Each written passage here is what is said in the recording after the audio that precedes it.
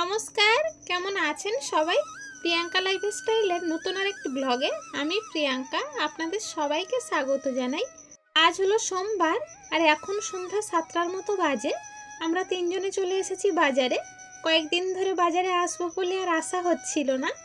গত দুদিন আগে আমি বাজারে আসবো বলে ড্রেস করে রেডি ছিলাম, কিন্তু সেদিনও আসা হয়নি। তো আজকেরই ফাইনালি চলে এলাম, কারণ তৃষ্ণার বাবার আবার আগামীকাল থেকে দোকানের ডিউটি চালু হয়ে যাবে, তখন আর ছুটি পাবে না আর বাজারেও আসা হবে না। দুপুরে তো সারা মাসের কিছু খাবার দাবার আর সংসারের বাদবাকি কিছু জিনিস এনেছে, আপনারা দেখেছেন আগের একটা ব্লগে। সন্ধ্যাবেলায় প্রথমেই চলে এসেছি মুদিখানার দোকানে। ওখান থেকে কিছুটা গোলমরিচ, সাদা জিরে আর শুকনো লঙ্কা নিয়ে তারপরে চলে এলাম জামা কাপড়ের দোকানে। তৃষ্ণার তো কয়েকটা শীতের জিনিস কিনে দিতে হবে। ওর শীতের ফুল হাতা গেঞ্জি দুটো রয়েছে, সোয়েটারও 3টে রয়েছে, তাই এগুলো আর কিছু কিনবো না। কোথাও যদি এর মধ্যে যাই তাহলে তখন কিনে দেব, কিন্তু এখন চলার মতো ফুল প্যান্ট লাগবে, যেহেতু ও সকালবেলা স্কুলে যায়। এখন সকাল 6টা, মানে ভালোই ঠান্ডা লাগে আর কুয়াশা তো রয়েছে।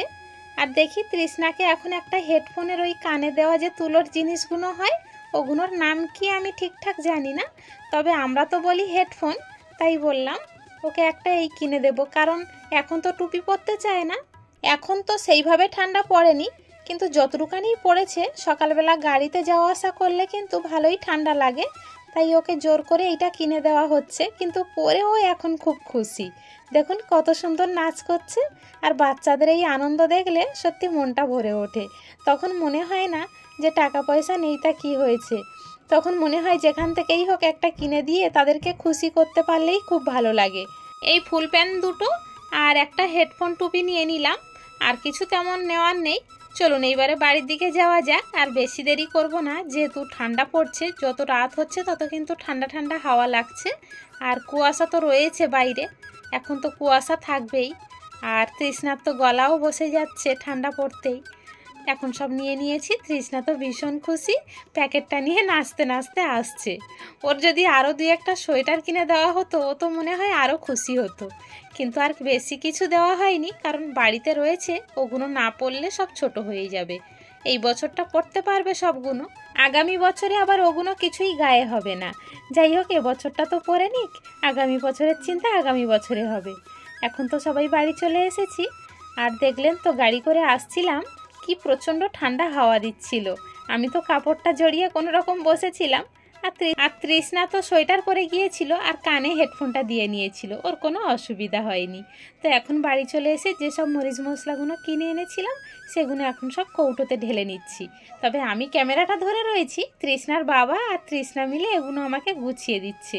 ছুটির দিন হলে ওরা দুজনে মিলে আমার কিছুটা হেল্প করে দেয়, আমার তো ভীষণ সুবিধা হয়। কিন্তু ছুটির দিন তো আর সব সময় পাওয়া যায় না, সপ্তাহে একটা দিন। আবার অনেক সময় দেখা যায় ওই একটা দিনই আবার দোকানে যেতে হয়। অনেক দিনই বলবো না, প্রায় সপ্তাহে উনি দোকানে যায়, একবেলা দোকানে যায় আর সন্ধ্যাবেলা বাড়ি আসে। মানে হয়তো ধরুন সকাল 11টায় যায়, আবার সন্ধ্যা 5টার আগেই চলে আসে। তাহলে আর ছুটির দিন কি থাকলো বলুন? ছুটির দিন সবসময় উনি বাড়ি থাকে না। আজকের যখন একটু সময় পেয়েছে তখন মাসের বাজারগুলোই করে দিল, যে অনেক দিন আর এই ঝামেলাগুলো পোয়াতে হবে না।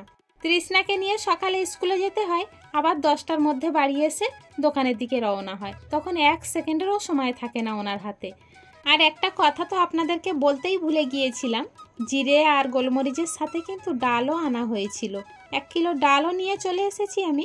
ডালটা অনেক দিন হবে, প্রায় দিনই আমাদের বাড়ির ডাল, সয়াবিন এইসবগুলো বেশি খাওয়া হয়।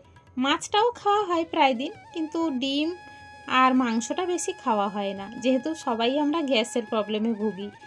তো সব কিছু তো প্রায় গুছানো হয়ে গেল।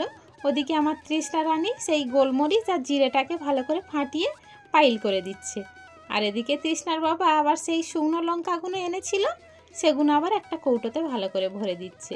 তবে শুকনো লঙ্কাগুলো নিয়েই চিন্তা, কারণ বেশি দিন থাকলে আবার ওগুলো তো নষ্ট হয়ে যায়।